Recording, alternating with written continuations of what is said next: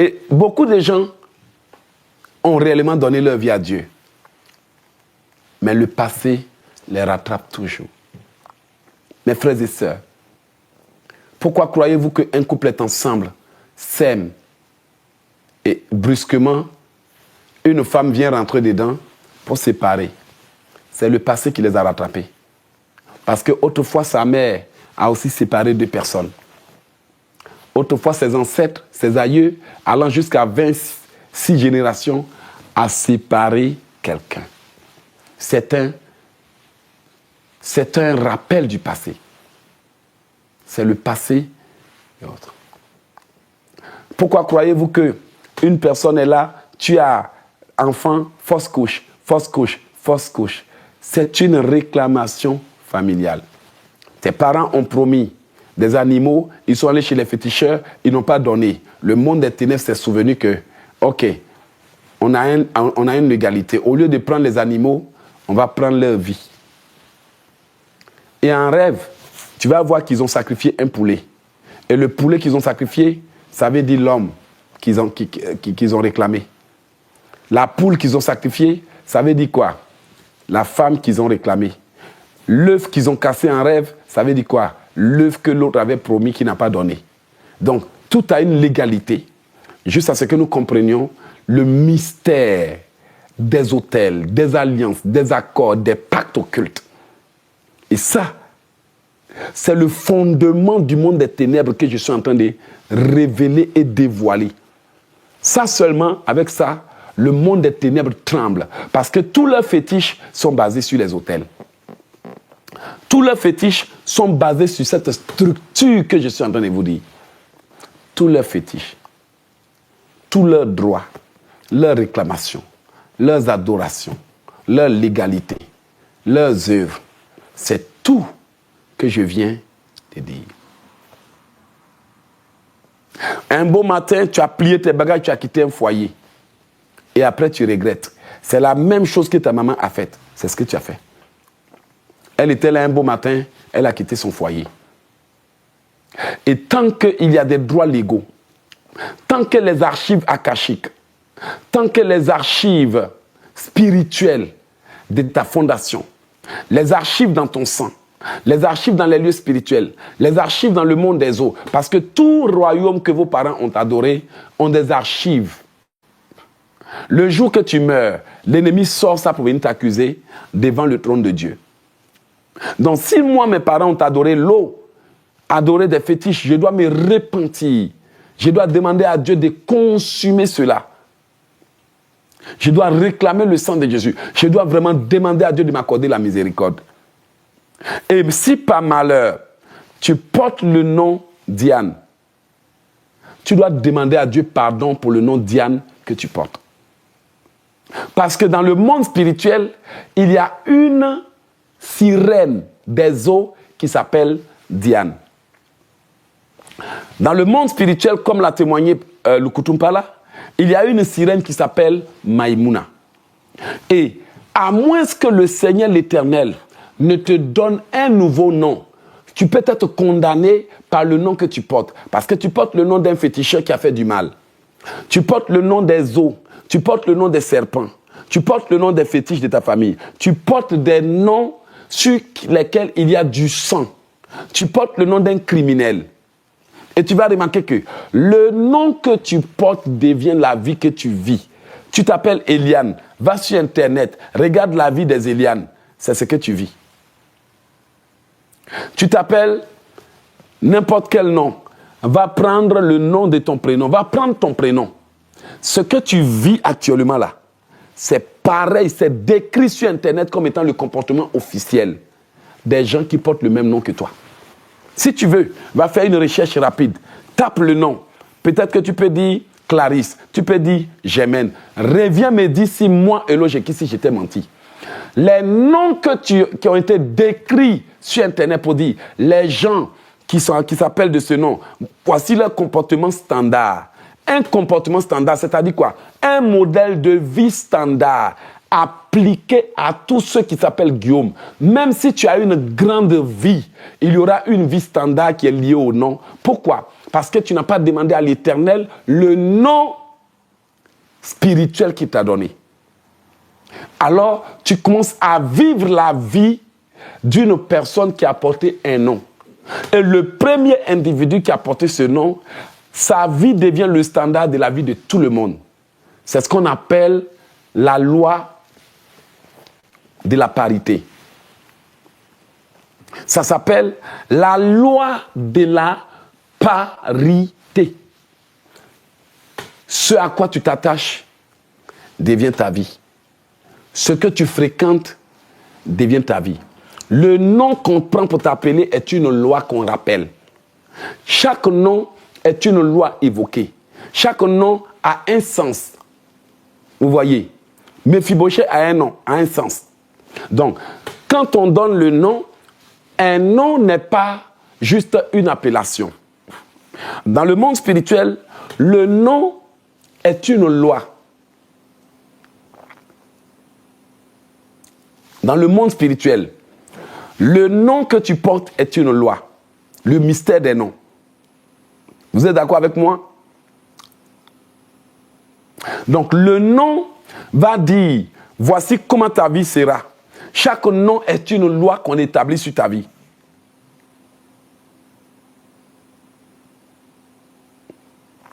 Dans le monde spirituel, le nom est une loi. C'est pour ça que les insultes sont des substitutions de noms.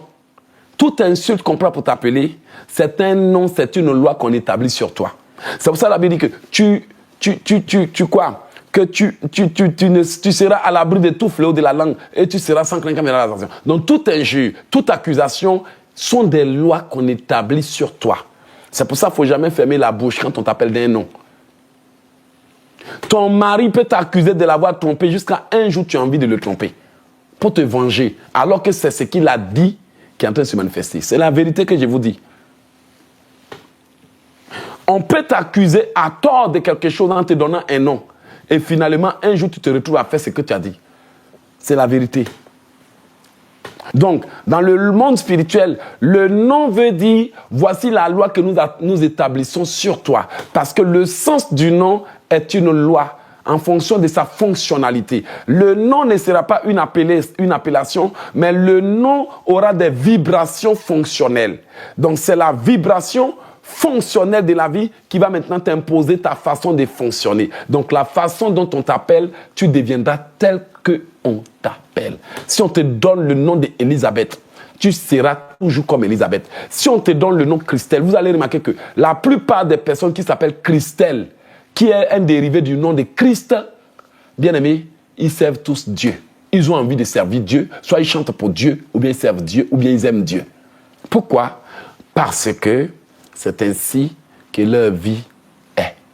Donc, le nom aura une vibration, une résonance dans le monde spirituel, mais le nom a un pouvoir juridique, une loi et a une capacité fonctionnelle. Donc, à partir du moment où on t'impose son nom, ça veut dire que le nom sera maintenant ta façon de fonctionner. Que tu le veuilles ou pas, c'est une loi qu'on a établie sur toi. Juste à ce que tu démolisses cela, juste à ce que tu désactives cela, Abraham sera toujours stérile tant qu'il était appelé Abraham.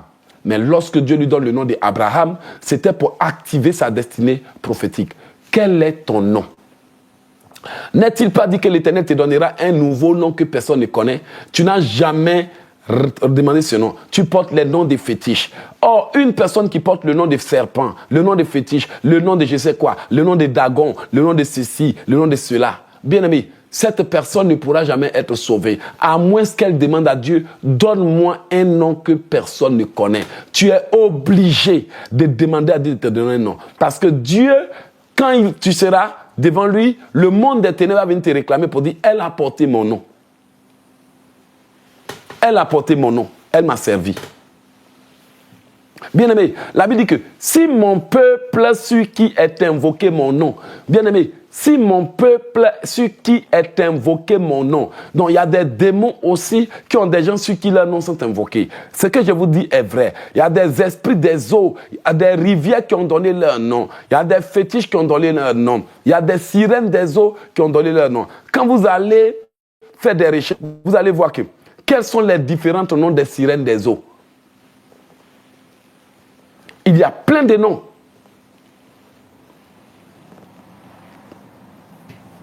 Les sirènes des eaux bien-aimées, il y a des noms comme Niadas, il y a des noms comme Ondines, il y a des noms comme Nixes, il y a des noms comme Rusaclas. Beaucoup de sirènes des eaux, les gens portent leur nom sans le savoir.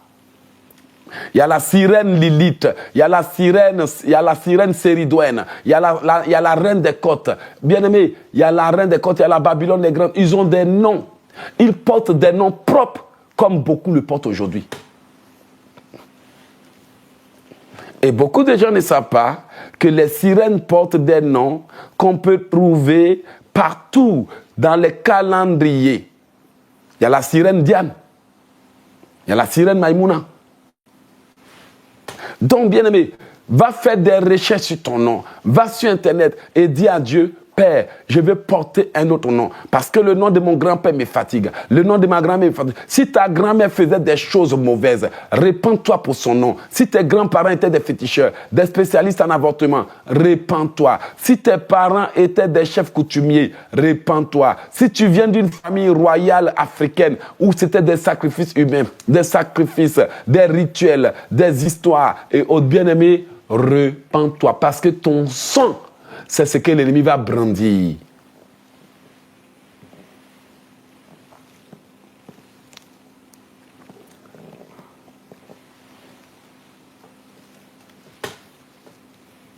Frère, j'espère que je ne suis pas en train de vous secouer. Mais au moins, vous avez compris ce qui se passe dans le royaume spirituel. Comment t'appelles-tu? Comment t'appelles-tu? Qui te combat? Cette entité dont tu portes le nom, qui te combat?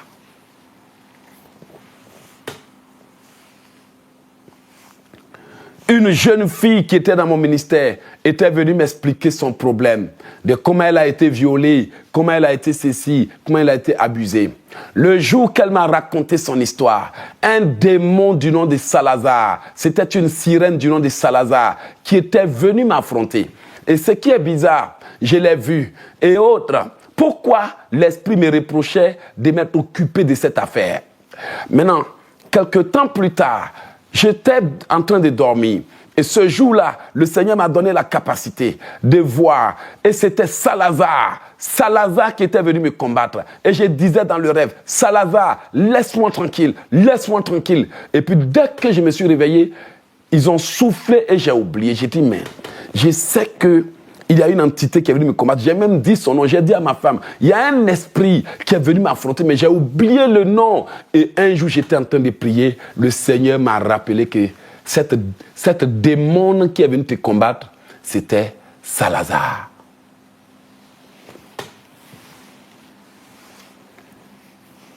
Quel est le problème derrière ta situation? Tu as vraiment besoin d'être délivré de tes chaînes. L'ignorance t'a maintenu pendant des années. Mais aujourd'hui, décide que tu ne porteras plus le fardeau de tes ancêtres. Frères et sœurs, vous vous souvenez, le Seigneur a dit quoi? Les stratégies du royaume. C'est fini. Ils t'ont fatigué. C'est fini. Pourquoi on te combat? Tu portes le nom de Raphaël. Et quelqu'un sait que tu portes le nom de l'ange Raphaël. Il y a des noms qu'ils ne peuvent pas appeler dans le monde des ténèbres. Ils sont obligés de te renommer. Ils sont obligés de te renommer. C'est comme ça qu'ils opèrent dans le monde spirituel. Quand ton nom devient très dangereux, il te donne un surnom. Donc dis à Dieu, papa, par quel surnom on m'influence? Et comment sauras-tu qu'il y a un surnom qui agit contre toi? Regarde tes problèmes qui ne finissent pas. Tous les problèmes et les malheurs qui ne finissent pas sont connectés à un nom occulte.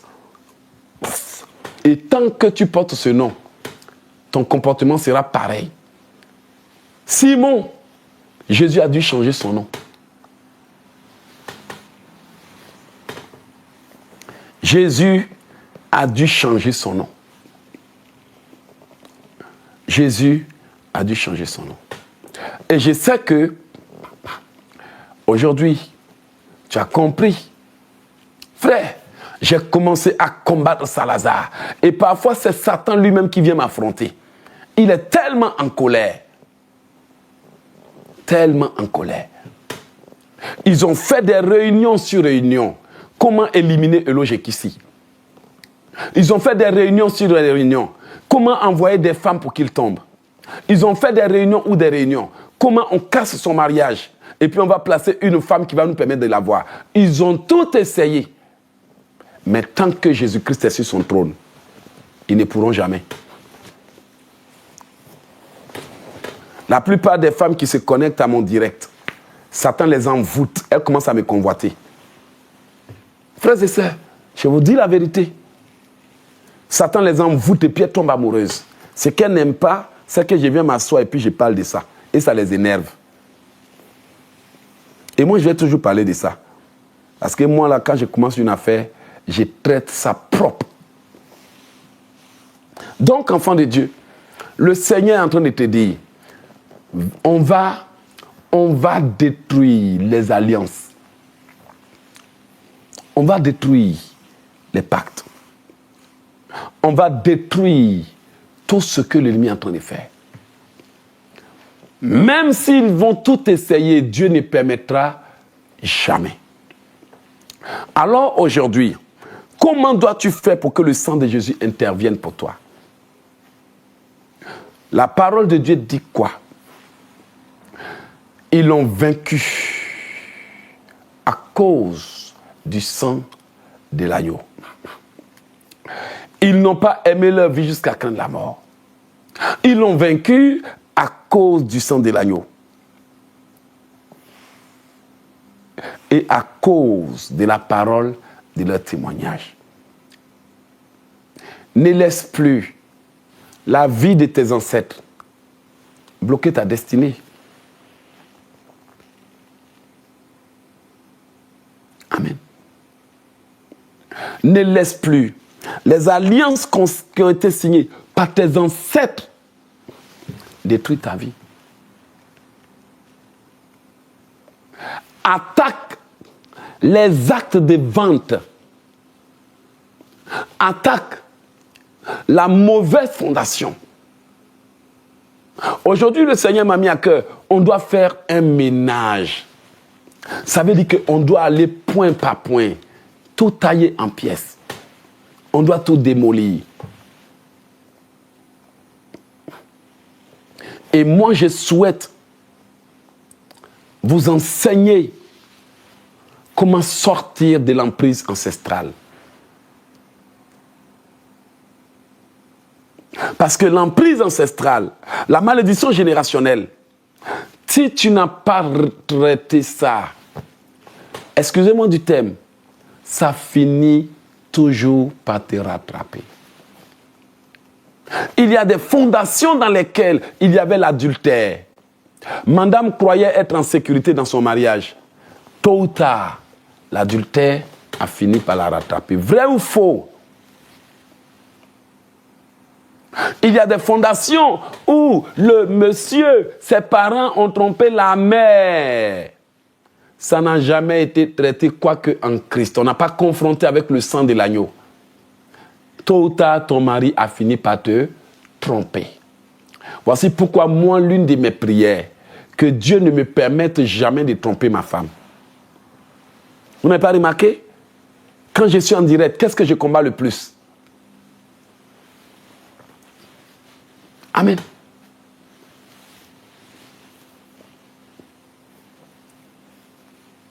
Vous vous souvenez?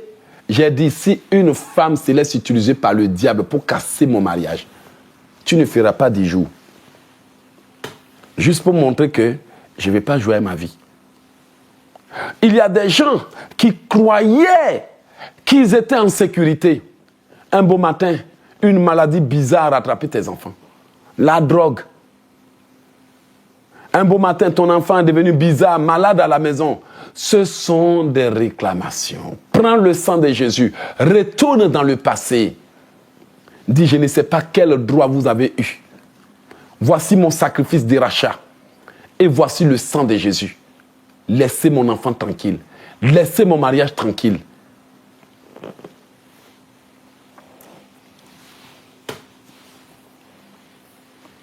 Frères et sœurs, le Seigneur nous appelle à travailler dans notre vie. Vous avez écouté le témoignage de Maman Diévo. Dieu lui a révélé comment les actes de son père ont laissé des archives dans le monde des eaux. Dieu a envoyé un ange pour lui dire, mais il faut détruire ces archives. Détruis-les. Détruis-les. Pourtant, elle est en Christ. Pourtant, elle est en Christ. Mais pourquoi Dieu lui demande de détruire? Parce que c'est à nous de détruire les œuvres des ténèbres. Ne prenez point part aux œuvres infructueuses des ténèbres, mais plutôt détruisez-les. Pourquoi croyez-vous que j'ai pris toujours en disant, je détruis, je brise, je consume, j'annule?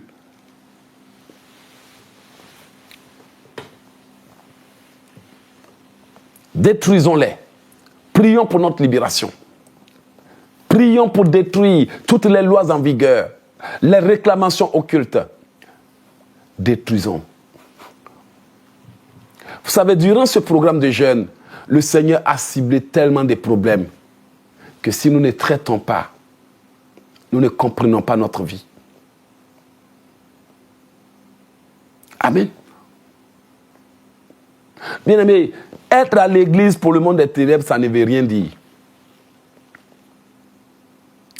Être à l'église pour le royaume des ténèbres, excuse-moi du thème, ça ne veut rien dire.